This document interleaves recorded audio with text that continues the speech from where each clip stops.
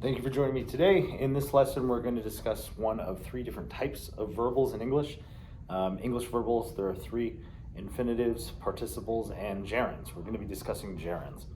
All right, here, everybody loves the slideshow. We're going to learn about the next verbal, like I said, which is a verb that has what's called an identity crisis, meaning it's not a verb in the true sense, meaning it's not being used as an action.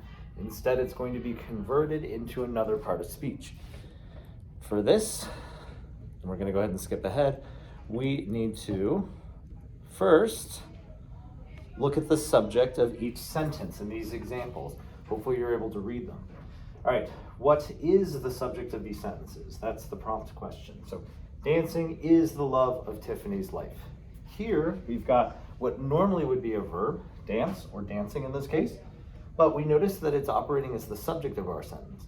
And the operative verb, this copula, is the to be verb, is the primary verb in the sentence. So we've got our subject verb, and the object of that verb, the love of Tiffany's life, right? So dancing as a gerund, verb with ing appended to it, converted to a noun, operating as a subject. Next one, playing chess is Steve's secret passion. All right, playing ordinarily would be considered an action. However, we're using it as a gerund, so appending ing to the end converts it from the state of being a verb into a noun, which allows us to use it as a subject. Now, gerunds don't necessarily have to start each sentence as a subject. They can behave as a direct object as well. We're going to go ahead and take a look. All right. Whoops. Let me go ahead and skip ahead. So gerunds. Let me make sure these are on screen. So again, to reiterate, gerunds are going to be verbs where we append ing and convert them into nouns. However, participles behave the same way. Although with participles, a verb adding ing doesn't instantly turn it into a gerund or a participle. It depends on how they interact with other words in the sentence, as participles can function or as an adjective in a sentence, whereas gerunds operate only as nouns. The example here, the playing field is 100 yards long.